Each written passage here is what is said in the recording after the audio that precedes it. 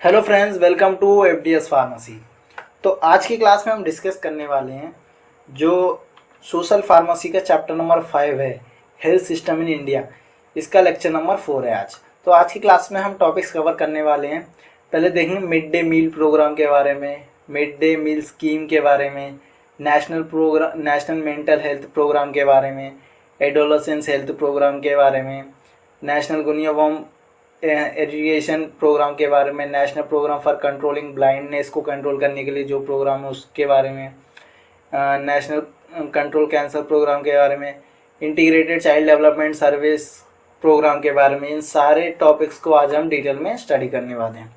अगर आप इनकी पीडीएफ नोट डाउनलोड करना चाहते हो तो हमारी वेबसाइट पर से कर सकते हो fdspharmacy.in से, और डिस्क्रिप्शन और वीडियो क्लासेस के हमारे चैनल को सब्सक्राइब कर सकते हो, और टेलीग्राम चैनल को जरूर ज्वाइन करें। वहाँ पे हम डेली अपडेट डालते रहते हैं और डिस्क्रिप्शन में लिंक दी हुई है।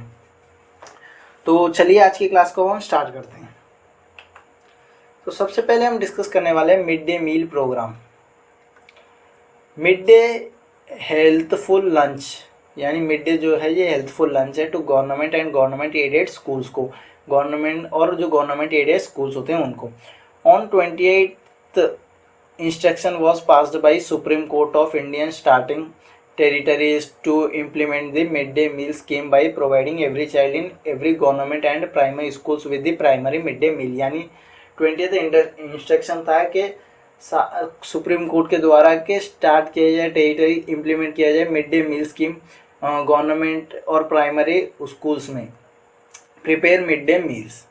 ऑब्जेक्टिव उनकी क्या थे? To increase school admission and attendance. यानी इससे होगा क्या कि स्कूल एडमिशन बढ़ेंगे, अटेंडेंस बढ़ेगी, रेगुलर आएंगे बच्चे। To improve socialization among child belong caste, यानी जो बिलोंग मतलब छोटी कैस्ट को होती है उनके बीच में सोशलाइजेशन इम्प्रूव होगी।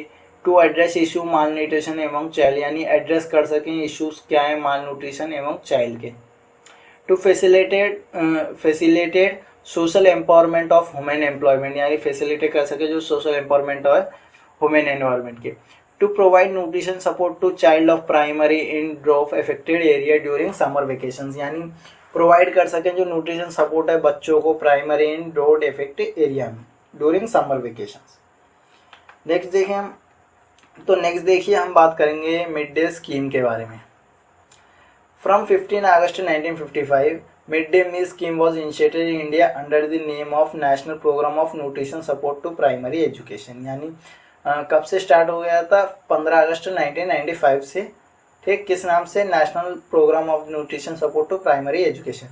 इन October 2007 the NSP was renamed national programme of mid day meal, यानी जो national programme of nutrition support to primary education था इसको रीनेम किया गया किससे? National programme of mid day meal in school, October 2007 में, which is popularly known as mid day meal scheme. ये अब जो पॉपुलरली नेम ये क्या है, मतलब पॉपुलर किस वजह से? मिड डे मील स्कीम की वजह से।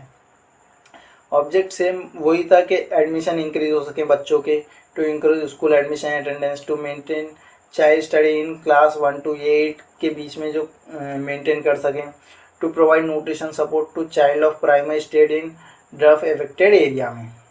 ठीक है, नेक्स्ट हम बात करेंगे जो नेशनल मेंटल हेल्थ प्रोग्राम है इसके बारे में।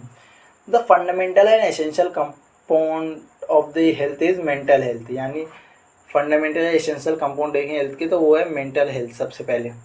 According to WHO mental health is defined as state of well being in which individual realize his and her ability, can cope with the normal stress of life and can work productively and able to make condition his and her community. यानी simple words में according to WHO बताए mental health का ये मतलब होता है कि वो बढ़िया वेल बिगेन करे, इंडिविजुअल रियलाइज करे और कैन कॉपरेट नॉर्मल स्ट्रेस को वो लाइफ में अपनी में कॉर्पोरेट करे, and can work productively and able to make contribution to his and her community, में वो अपना कॉन्ट्रीब्यूशन दे सके।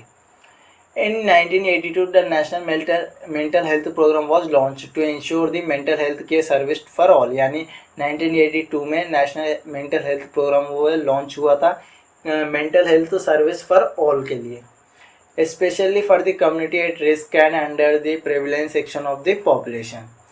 This program also encourage application of mental health knowledge in general health care and social development में। यानी इस application से क्या है कि मेंटल हेल्थ नॉलेज है वो इंक्रीज भी हुई और सोशल डेवलपमेंट में वो काम भी आई। ऑब्जेक्टिव की बात करें तो provide knowledge of mental health and general health can and social development में, to encourage application of mental health knowledge in general health care and social and development में, to encourage community participation in mental health and service development में, to increase human resource in mental health susceptibilities में, to prevent and treat mental health and neurological disorder and associated disability। अब बात करते हैं हम national guinea worm eradication programme के बारे में। In 1883 the national guinea worm eradication programme was launch. 1883 और 1884 में ये लॉन्च हुआ था बाय गवर्नमेंट के द्वारा। Suppose scheme on 50-50 sharing basic between centre and state government. The objective of this programme was eradicating guinea worm disease from the India. कुछ इस तरीके से हो जाता है, ठीक है। ऑब्जेक्टिव की बात करें तो प्रोवाइड हेल्थ एजुकेशन प्रोवाइड कर सके, to develop train man power, जो ट्रेन मैन पावर होती है उसको डेवलप कर सकें, to provide maintain safe drinking water supply in guinea worm endemic villages में, to provide stimulating evolution and operational research, ठीक है।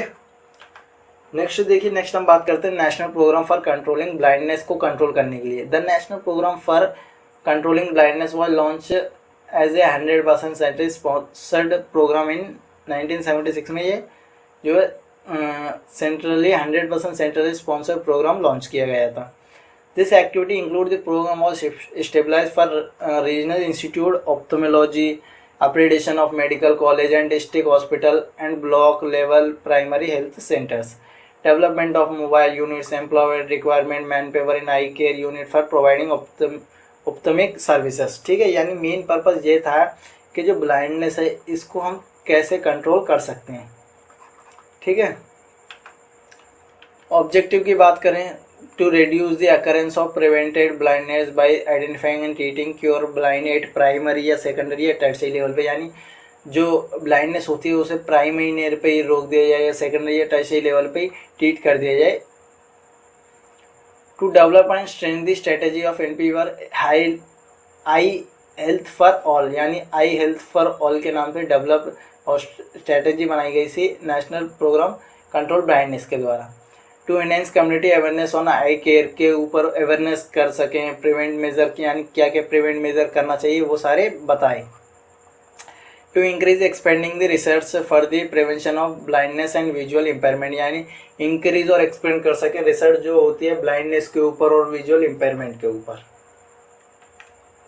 ठीक है। तो आज की क्लास में हमने क्या क्या डिस्कस किया देखिए। सबसे पहले हमने देखे जो है मिड डे मील प्रोग्राम के बारे में, उसके बाद देखा हमने मिड डे मील स्कीम के बारे में, नेशनल मेंटल हेल्थ प्रोग्राम के बारे में, ऑब्जेक्टिव देखे, फिर national guinea worm educative program के बारे में, national programme for controlling of blindness, ठीक है। तो अगर आप इसकी PDF नोट डाउनलोड करना चाहते हो तो हमारी वेबसाइट पर से कर सकते हो, fdspharmacy.in से, और डिस्क्रिप्शन में भी लिंक दी हुई है।